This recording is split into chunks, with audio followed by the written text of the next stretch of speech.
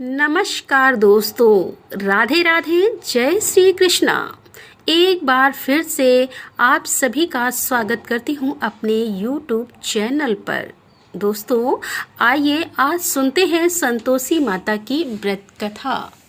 एक बार की बात है, एक गांव में एक बुढ़िया रहती थी जिसके 7 बेटे थे। 6 बेटे कमाने वाले थे और एक बेटा निकम्मा था। बूढ़िया माँ 6 पुत्रों का जूठा खाना अपने उस 7वें बेटे को देती थी। 7वां पुत्र एक दिन अपनी पत्नी से बोला, देखो मेरी माता मुझे कितना प्रेम करती है।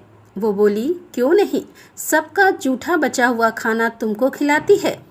देखा है मैंने उनका प्रेम। वो बोला, जब तक मैं अपनी माँ को ऐसा करते हुए अपनी आँखों से नहीं देख लूँगा, मैं यह नहीं मान सकता। उसकी पत्नी ने हंसकर कहा, देख लोगे तब तो मानोगे ना। कुछ दिन बाद एक बड़ा त्योहार आया। घर में कई प्रकार के भोजन और चूरमे के लड्डू बने। वह अपनी पत्नी की बात को जांचने के लिए सिर दर्द का बहाना बनाकर पतला सा कपड़ा सिर पर ओढ़कर रसोई में जाकर सो गया और कपड़े में से सब देखता रहा। उसके 6 भाई भोजन करने आए। उसने देखा कि उसकी माँ ने उनके लिए सुंदर सुंदर आसन बिछाए, 7 प्रकार की रसोई परोसी और आग्रह करके उन्हें भोजन कराती रही। 6 भाई भोजन कर उठ गए तब उसकी माँ ने उन थालियों में से लड्डुओं के टुकड़ों को उठाया और उनका एक लड्डू बना दिया। जूठन साफ करके माँ ने उसको पुकारा, उठ बेटा उठ, तेरे भाइयों ने भोजन कर लिया है, तू भी उठकर भोजन कर ले। उसने अपनी माँ को ऐसा करते हुए देख लिया। उसने अपनी माँ से कहा, माँ मुझे भोजन नहीं करना, अब मैं परदेश जा रहा हूँ। उसकी माँ ने कहा, कल जाना हो तो आज ही चला जा। वह बोला, हाँ हाँ जा रहा हूँ। यह कहकर वह अपने घर से निकल गया। चलते समय उसे अपनी पत्नी की याद आई। उसकी पत्नी गौशाला में कंडे थाप रही थी। वह वहां जाकर बोला, मेरे पास तो कुछ नहीं है, यह एक अंगूठी है, इसे ले लो और मुझे अपनी कोई निशानी दे दे। वह बोली कि मेरे पास क्या है, यह गोबर भरा हाथ है। वह कहकर उसकी पत्नी ने उसकी पीठ पर गोबर के हाथ की थाप मार दी और वह फिर वहां से चल दिया। चलते चलते दूसरे देश में पहुंचा। वहां एक साहूकार की दुकान थी। वह वहां जाकर बोला, सेठ जी मुझे नौकरी पर रख लो। साहूकार को भी एक नौकर की सख्त जरूरत थी। साहूकार ने कहा, काम देखकर ही तुझे तनख्वाह मिलेगी। उसने कहा, सेठ जी जैसा आप ठीक समझे, और उसे साहूकार के यहाँ नौकरी मिल गई। वह वहाँ दिन रात काम करने लगा। कुछ दिनों में दुकान का लेन देन, हिसाब किताब, ग्राहकों को माल बेचना, सारा काम उसने संभाल लिया। साहूकार के 7-8 नौकर थे। वह सब यह देखकर चक्कर खाने लगे, लेकिन उसने अपनी लगन, परिश्रम और ईमानदारी से सभी को पीछे छोड़ दिया और उसे अपने किए का फल मिला। सेठ ने भी उसका काम देखा और 3 महीने में ही उसे मुनाफे में साझेदार बना लिया। परिश्रम करते करते 12 साल बीत गए और वह उस नगर का एक नामी सेठ बन गया और सेठ अपना सारा कारोबार उस पर छोड़कर वहां से बाहर चला गया। अब उधर उसकी पत्नी पर क्या बीत रही थी, वह सुनते हैं कि सास ससुर उसे दुख देने लगे। घर का सारा काम करवाकर उसे लकड़ी लेने जंगल भी भेजते थे और इसी बीच घर के आटे में जो भूसी निकलती उसकी रोटी बनाकर रख दी जाती और फूटे नारियल की नरेली में पानी डाल दिया जाता। इस तरह उसे खाना दिया जाता और उसके दिन इसी तरह बीत रहे थे। एक दिन जब वह जंगल में लकड़ी लेने जा रही थी तो उसे रास्ते में बहुत सी स्त्रियां संतोषी माता का व्रत करते हुए दिखाई दी। वो वहां खड़ी होकर पूछने लगी कि बहनों, तुम किस देवी का व्रत कर रही हो और इसे करने से क्या फल मिलता है? इस व्रत को करने की क्या विधि है?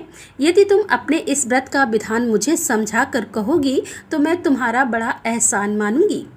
उनमें से एक औरत ने कहा, सुनो, यह संतोषी माता का व्रत है। इसको करने से निर्धनता, दरिद्रता का नाश होता है, लक्ष्मी आती है और मन की चिंताएं दूर होती हैं। मन को प्रसन्नता और शांति मिलती है।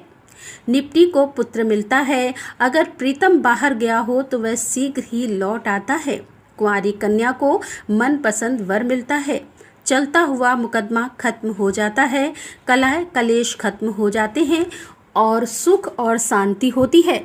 घर में धन जमा हो जाता है और धन जायजा का लाभ होता है तथा और भी कुछ मन में कामना हो तो सब संतोषी माँ की कृपा से पूरी हो जाती है।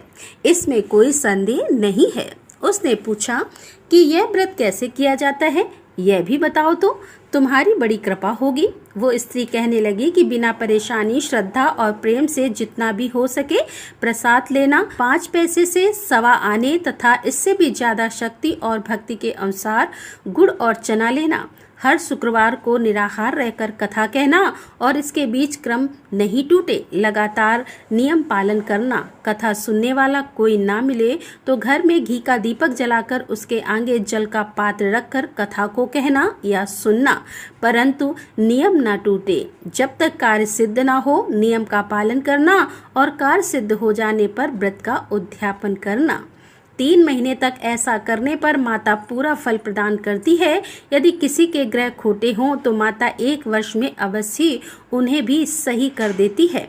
कार्य सिद्ध होने पर ही उद्यापन करना, बीच में नहीं। उद्यापन में 2.5 सेर आटे का खाजा तथा इसी के अनुसार खीर तथा चने का साग बनाना, 8 बच्चों को भोजन कराना, जहाँ तक मिले देवर जेठ भाई बंधु कुटुंब के लड़के लेना, ना मिले तो रिश्तेदार और पड़ोसियों के लड़कों को बुला लेना, उन्हें भोजन कराकर अपनी शक्ति के अनुसार दक्षिणा देना, माता का नियम पूरा करना और ध्यान रखना कि उस दिन घर में कोई खटाई ना खाए। यह सारी बात सुनकर वह वहां से चली गई। रास्ते में लकड़ी के बोझ को उसने बेच दिया और उन पैसों में गुड़ और लेकर माता के व्रत की तैयारी करने के लिए आगे बढ़ी।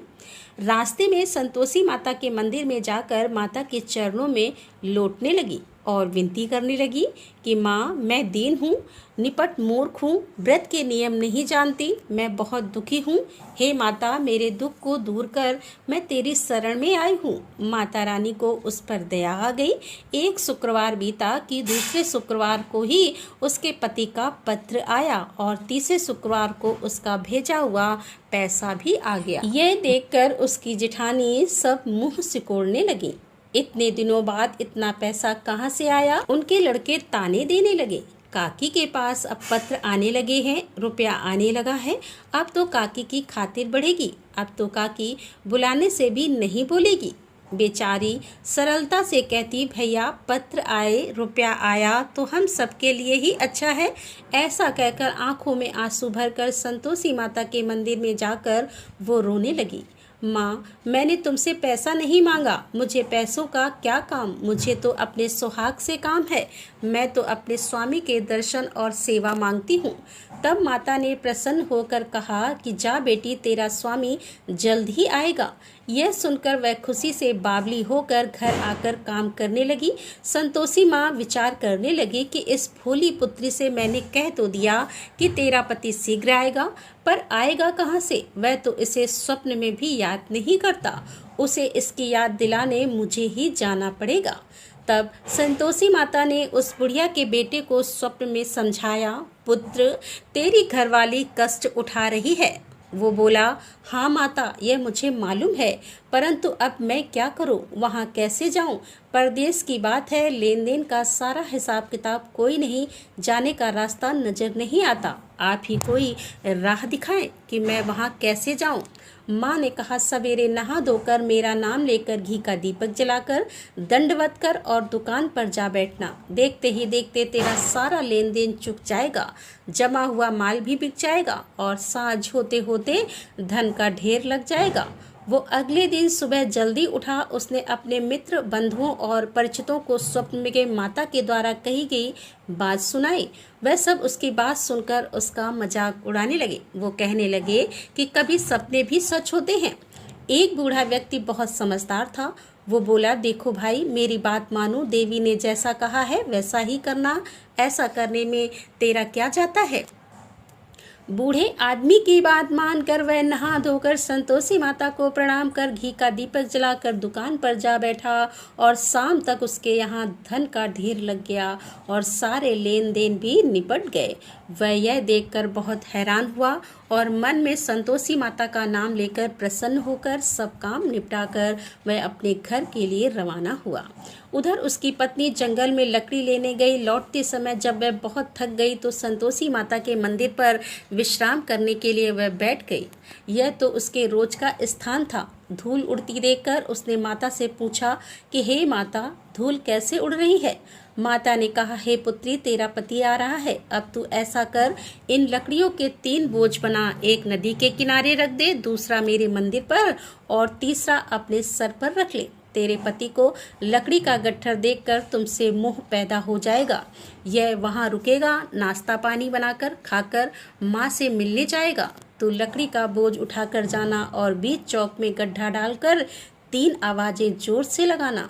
लो सासू जी, लकड़ियों का गट्ठा, लो भूसी की रोटी, 2 नारियल के खोपड़े में पानी, 2 आज कौन मेहमान आया है।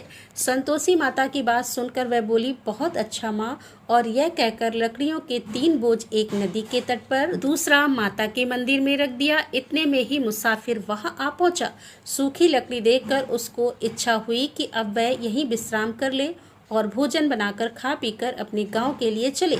इस प्रकार वह अपने गांव में आ गया। उसी समय बहू सिर पर लकड़ी का गट्ठा ले आई और उस गट्ठा को आंगन में डालकर जोर से 3 आवाजें दी। लो सासू जी, लकड़ी का गट्ठा लो, रोटी दो, नारियल के खोपड़े में पानी दो, आज कौन मेहमान आया है। यह सुनकर सास ने अपने दिए हुए कष्टों को भुलाने के लिए बहू से कहा, बहू तू ऐसा क्यों कहती है, तेरा मालिक ही तो आया है। बैठ, मीठा मट्ठा भात खाकर कपड़े गहने पहन ले। पत्नी की आवाज सुनकर उसका स्वामी बाहर आ गया। उसके हाथ में पहनी अंगूठी देखकर वह व्याकुल हो गया। उसने माँ से पूछा, माँ यह कौन है। उसकी माँ बोली, बेटा यह तेरी पत्नी है।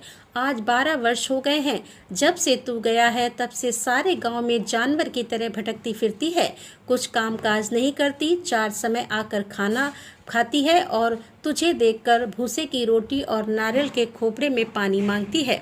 वह बोला, माँ मैंने सब देख लिया है, तुम मुझे दूसरे के घर की चाबी दो, अब मैं उसी में रहूंगा। वो बोली, ठीक है बेटा, जैसी तेरी मर्जी। उसने दूसरे घर को खोलकर सारा सामान जमाया। एक ही दिन में वहां राजा के महल जैसा ठाट बाट बन गया। अब क्या था, वो सुख भोगने लगी। अगले शुक्रवार को उसने अपने पति से कहा कि मुझे संतोषी माता का उद्यापन करना है। पति बोला, बहुत अच्छा है, खुशी से कर लो। वो जेठ के लड़कों को भोजन के लिए कहने गई और उन्हें मंजूर कर लिया। परंतु जेठानी ने अपने बच्चों को सिखाया कि देखो रे, भोजन के समय सब लोग खटाई मांगना, जिससे उसका उद्यापन पूरा ना हो पाए। लड़के भोजन करने आए और खीर पेट भर के खाई, परंतु बाद में याद आते ही कहने लगे, हमें कुछ खटाई खाने को दो, खीर खाना हमें भाता नहीं। बोले, पैसे लाओ। भोली बहू कुछ नहीं जानती थी, उसने उन्हें पैसे दे दिए। लड़कों ने बाहर जाकर उन पैसों से इमली खरीदी और खाई। ये देखकर बहू पर माताजी ने कोप कर दिया। राजा के दूत उसके पति को पकड़ कर ले गए। बहू से यह सब सहन नहीं हुआ। वह संतोषी माता के मंदिर गई और कहने लगी कि माता, हंसाकर क्यों रुलाने लगी हो। माता बोली, पुत्री तूने मेरा व्रत भंग किया, इतनी जल्दी ही सारी बातें भुला दी। वो बोली, माता मैं भूली नहीं हूँ, मैंने कुछ अपराध नहीं किया है, मुझे तो लड़कों ने भूल में डाल दिया, मुझे क्षमा कर दो। वो बोली, अब मैं कोई भूल नहीं करूँगी, आप बताओ मेरे पति वापस कैसे आएंगे। तब माँ ने कहा, पुत्री जा, तेरा पति रास्ते में तुझे आता मिलेगा। वह मंदिर से निकलकर बाहर आई तो रास्ते में उसे अपना पति आता हुआ मिला। उसने पूछा कि तुम कहाँ गए थे। वो बोला, इतना जो धन कमाया है उसका कर राजा ने मांगा था, उसे ही भरने चला गया था। वह प्रसन्न होकर बोली, अच्छा हुआ, ठीक है, अब घर चलो। फिर अगला शुक्रवार आया। वह बोली, मुझे माता का उद्यापन फिर से करना है। पति ने कहा ठीक है कर लो। फिर वह जेठ के लड़कों के पास भोजन को कहने गई। जेठानी ने लड़कों को सिखा दिया कि तुम पहले की ही तरह इस बार भी खटाई मांगना। लड़के भोजन करने बैठे, लेकिन भोजन करने से पहले ही कहने लगे, हमें खीर पूरी नहीं भाती, इसे खाने से हमारा जी बिगड़ता है, कुछ खटाई खाने के लिए दो। वह बोली, खटाई तो तुम्हें खाने को नहीं मिलेगी, अगर यह खाना खाना है तो खाओ, नहीं तो जाओ। उनके चले जाने पर उसने ब्राह्मण के लड़कों को बुलाकर भोजन करवाया और दक्षिणा की जगह उन्हें एक एक फल दिया। इससे संतोषी माता बहुत प्रसन्न हो गई। माता की कृपा से 9 महीने के बाद उसको चंद्रमा के समान एक सुंदर पुत्र प्राप्त हुआ। पुत्र को लेकर वह प्रतिदिन संतोषी माता के मंदिर जाने लगी। माँ ने सोचा कि वह रोज आती है, क्यों ना आज मैं ही इसके घर चलूं, इसका आसरा देखूं तो सही कि यह कहाँ रहती है। यह विचार कर माता ने एक भयानक रूप बनाया। गुड़ और चने से सना हुआ मुंह, ऊपर से मोटे मोटे ओंठ जिन पर मक्खियां भिनभिना रही थी। जैसे ही माँ ने दहलीज पर पैर रखा, उन्हें देखते ही उसकी सास चिल्लाई, देखो रे, कोई चुड़ैल डाइन आ रही है, लड़कों इसे भगाओ, नहीं तो यह हम सबको खा जाएगी। बहू ने रोशनदान से देख लिया और वह वहीं से प्रसन्न हो उठी। आज मेरी माता मेरे घर आई हैं, यह कहकर वह खड़ी हुई और दूध पीते बच्चे को गोद से उतार दिया। इस पर उसकी सास क्रोध में भरकर बोली, अरे इसे देखकर कैसे उतावली हो रही है, जो बच्चे को भी पटक दिया। इतने में माता के प्रताप से जहाँ देखो वहाँ लड़के ही नजर आने लगे। वह बोली, माँ मैं जिनका व्रत करती हूँ यह वही संतोषी माता है।